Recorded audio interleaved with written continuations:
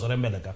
Number hiyo, fuel subsidy, no awito billion, 26 billion, mano billion parayo gauchiel, duwe kadue, mano katel nadi ufuko makatel. Wacho ni mano, wansa ni koro fuel, kaka nyo se kel fuel Kenya ka, ide use Kenya shillings, mono koro wadwok dollar pin.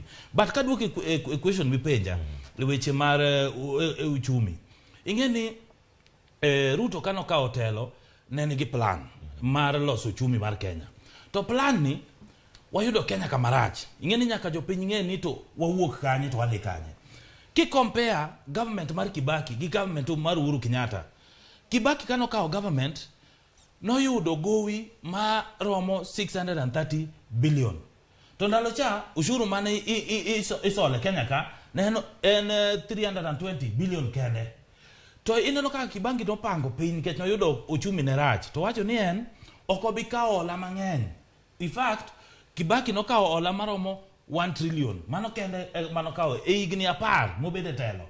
To hola mano kao ni okokawe China, no kawe African Development Bank.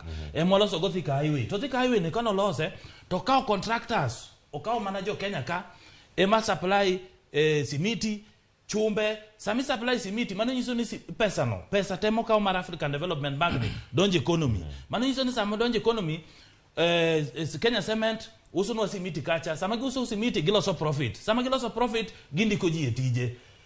Jo chumbe maloso ndara. Sama gikelo chumbe gimbe gindi koji giyudo profit. Mane kaka economy no odhi olosore mwa ushuru for the first time.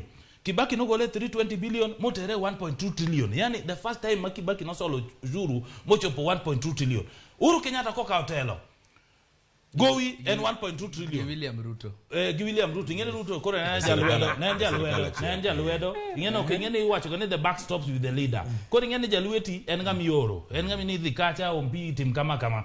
Lakini kano sekao from 1.2 trillion gidhi gibedo gindhadho marola. Giole ma igni apar.